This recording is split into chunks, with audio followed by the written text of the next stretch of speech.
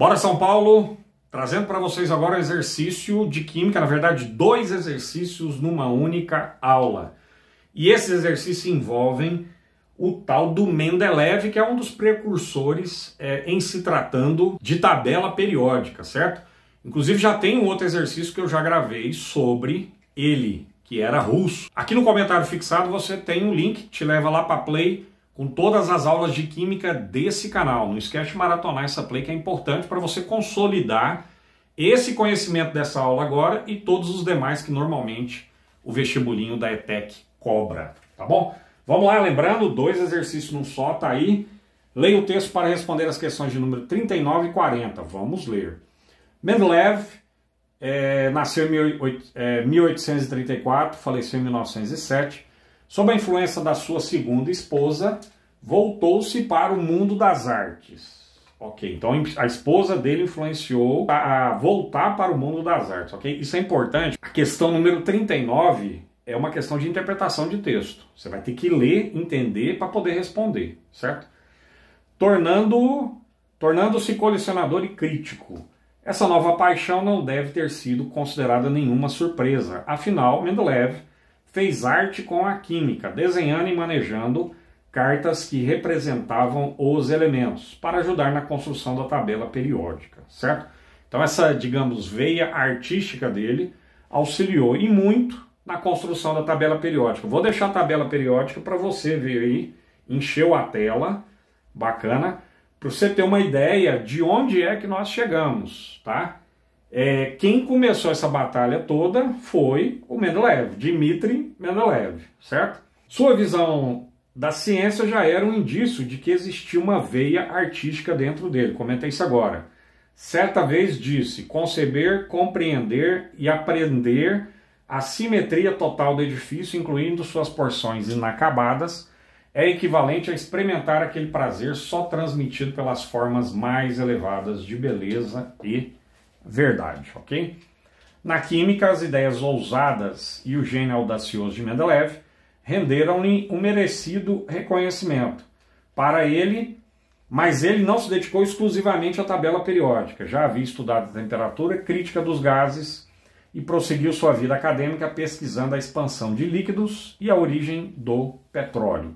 Em 1955, o elemento de número atômico é 101, ou seja, Z igual a 101, quer dizer que lá naquele elemento atômico nós temos 101 prótons e 101 elétrons. É isso que significa número atômico, tá? Inclusive na play que eu indiquei, tem uma série de exercícios que exploram isso aí, sempre cai na ETEC.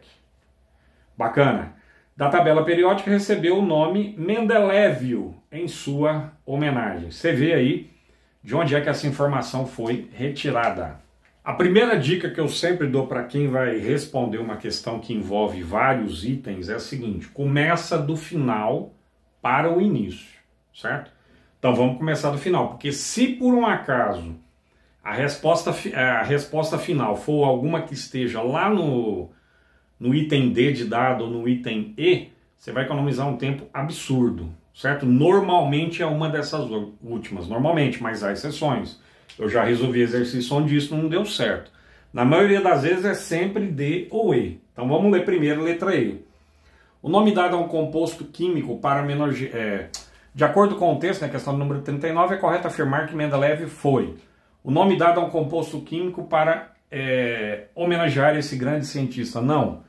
O nome dado foi Mendeleevio, não foi Mendeleev, certo? Então essa opção incorreta.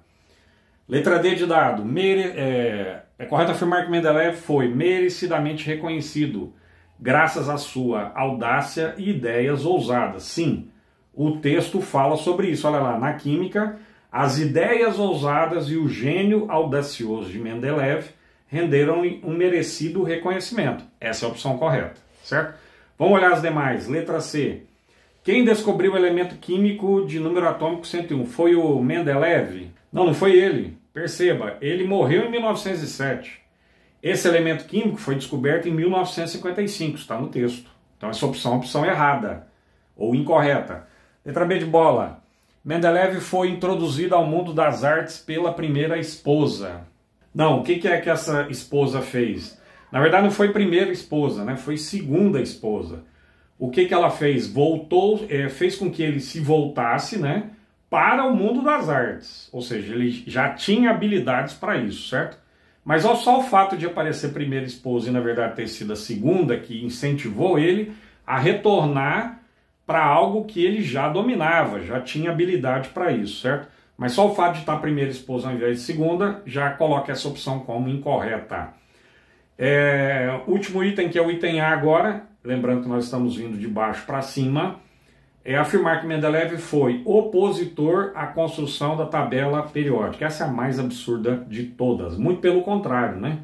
Essa ideia de tabela periódica, por conta dessa habilidade artística que ele tinha, é o que favoreceu essa construção que hoje nós chamamos de tabela periódica. É lógico que houveram modificações ao longo do tempo, para que nós tenhamos hoje o que você está vendo aí, encheu a tela de novo, que no caso é a tabela periódica, ok? Olha agora a questão de número 40, que é uma questão de química raiz mesmo, né? Não tem nada a ver com interpretação.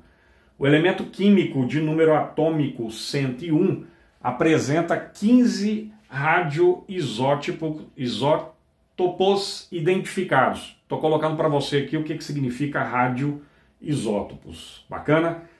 Entre eles, os mais estáveis, né? Mendeleev com 258 de massa atômica, já vou explicar o que é isso, e Mendeleev com 260 de massa atômica. Isso aqui são os mais estáveis. Bacana. A diferença entre os radioisótopos mencionados é D. Você vê as opções aparecendo para você, certo? Olha, vamos no início aí do exercício, no enunciado, que diz que o elemento químico tem número atômico 101. Detalhe, isso não muda, ok?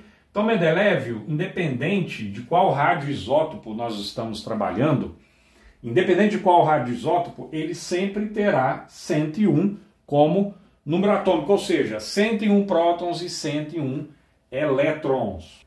Tá, o que eu tenho que saber disso? Tem muita aula sobre esse assunto, sempre cai, anota isso aí. O professor está falando que sempre cai essa jogada, que é a seguinte: A é massa atômica, Z é número atômico e N é quantidade de nêutrons. Beleza, serve para cá e serve para lá. Essa fórmula nunca vai mudar, ok?